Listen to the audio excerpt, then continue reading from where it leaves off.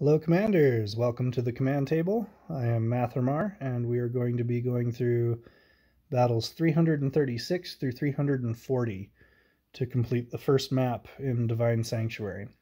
Before we get after that, if you would please be so kind as to like, subscribe, and if you want notifications when I drop new videos, be sure to hit that notification bell. Also, if you have any questions or comments, please feel free to leave those below.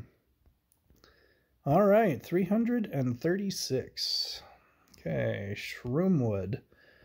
For this one, we have a bunch of mine shrooms up front, and I decided that I would place my stuff far enough back to where I just never had to bother with it. If I do end up having to advance into that, I've got the Plague Bearers up front, and they are immune to mind control, which should enable them to just march right over. The Mind Corruptors also do mind control, so having those Plague Bearers up front is helpful, but I shouldn't have to worry too much. I've got my Assassins there to just knock those right out. They'll move on to the Stormcaller after that, and then as well as the Druid. Then all we really have to worry about are these crows in their bat skin. They're going to zip over here, and that's why I've got all these bodies between the Shield Bearers, which are immune to the crow stun, and the Plague Bearers, which are just a whole bunch of bodies for the crows to target, which should deflect a lot of the attention from these two Crystal Spires, allowing them to damage down the crows. So that's the concept for this one. Let's go ahead and let it run. Okay, Mind Corruptors going down first. Then we move on to the Stormcaller. Druid disappeared somewhere in there. And now we got all those bodies trying to soak the attention of the crows so that the Crystal Spires can clean them up. Very nice. Okay, let's move on to 337. Alright, we have Alliance of Elves. Okay, we've got some Cannoneers in the back, 2 Druids, a Valkyrie, a Monster Hunter, some Eternal Champions, and 2 groups of Righteous Defenders. So, Eternal Champions are a huge nuisance, so we're just going to knock them out with a Bombot.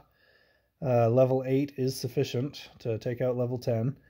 The Monster Hunter, we would typically have to be concerned with that being hooked up to a Valkyrie, but these Assassins, once they're done with the Cannoneers, are going to run forward and take care of that Valkyrie. The Bombots here, the 8 and the 7, I've put them far enough back to where they will not draw the shots from the Cannoneers. So the Righteous Defenders will have to run forward to meet the Bombots, and the Bombots should not be in range of the Cannoneers before they hit. So that's why those are back. I've put the Wraiths, the Crows, and the Risen Warriors, which you'll see here in a minute, the Risen Warriors are completely unnecessary. But I've put them all back here just so that they don't catch any cannonball fire at all. The crows are going to do fantastic for stunning that Monster Hunter and anything else that's left. There's not going to be a whole heck of a lot left, but the Wraiths are just going to knock anything out very quickly while the crows keep it stunned, and the Risen Warriors are just there for show, apparently, because you'll notice that they pop up after everything goes down and are almost totally useless. So feel free to switch that point out for something else. See, there they are way the heck over here. All right, let's move on to 338. Okay, I've got a note here.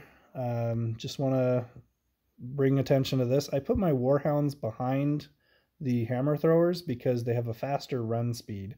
So I wanted to allow time for the Bombots to do their job and for things to get to that freezing trap. So I thought putting the Warhounds further back was smarter. You'll notice when it plays out, though, that the Warhounds just get stuck behind the Hammer Throwers. So I would actually put the Hammer Throwers further back behind those Warhounds. We've got the Mind Shrooms up front. That's going to flip this Battle Wagon and send it running right through those Hammer Throwers and pop at the back, which will give me some units to come back and flank. And these 2 Bombots are going to clear kind of that initial front line there, and the Death Knight is going to be in range of that freezing trap when it gets popped. So that's pretty straightforward. Let's go ahead and let it run. All right. Bombot's clearing up that front line. The wagon's mine. Death Knight frozen. And you'll notice the Warhound's kind of stuck behind the hammer throwers. Not that it causes too much of a problem. I've got a whole battle wagon full of troops coming in from behind to clean it up. All right, let's move on to 339. All right, proper battle. We have some Fire Knights up front with some Arcane Blades and 2 Earth Elementals. We've got a Frost Wizard, a Stormcaller, an Arcane Archer, and 2 sets of Archers with what looks like a Barrier Monk in the middle there.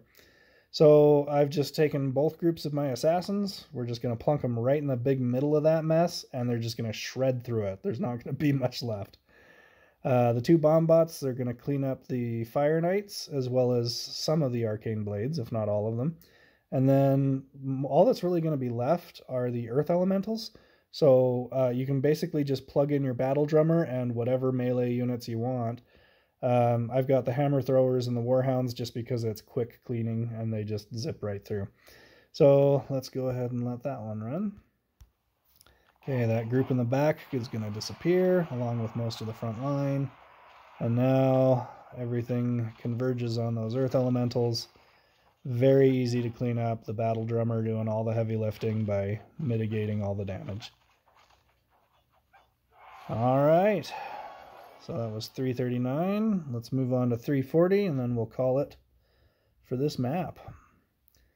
Okay, this one, I got a note that in this one I put them all in the middle. It's really not necessary to do that. You could pick the top or the bottom if you want, and it'll actually run a little smoother. What we've done here is kind of the typical early Volcana strategy that people were doing months ago when the raids first came out. You use a couple of Bombots to soften up the front line, and then all you have left to worry about is a bunch of ranged units. So you plunk your Monster Hunter in there, and it negates all of the damage from those units. You have nothing to worry about from them.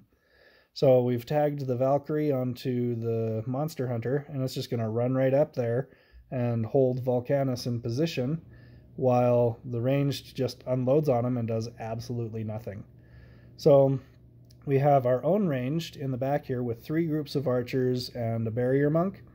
So they're going to move forward and they're going to just attack whatever's in range. They may clear up some of the archers as they go, but then they'll lock on to Volcanus, and then once he's down, they'll just move through and clean up everything else. If you do move everything up to either the top or down to the bottom, your Monster Hunter will go and clean through one of those groups of archers first and then go down, which is totally fine. I think it's helpful to do that.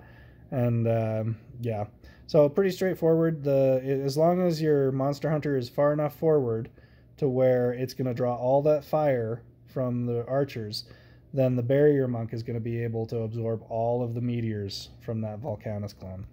So here goes. Let's say goodbye to those brutes. Poof.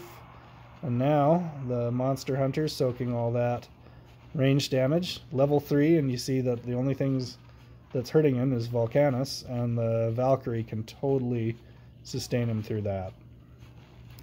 I think a couple of archers got hit, but it's not a big deal. And this is kind of where it would be nice if I had started at either the top or the bottom. We'd already be halfway through the archers. And you'll notice that they take out my Valkyrie at this point, just because it gets pulled in. So yeah, going either top or bottom, and then just make sure that your Monster Hunter is either just below or just above wherever you put your units. Alright, so there it is. Thank you for watching this video. We will have more content for you soon. Please do like and subscribe, and check out thecommandtable.com where we have tutorials, raid strats, and in the near future we'll have merchandise and a comic strip. Thank you for watching. We'll see you soon.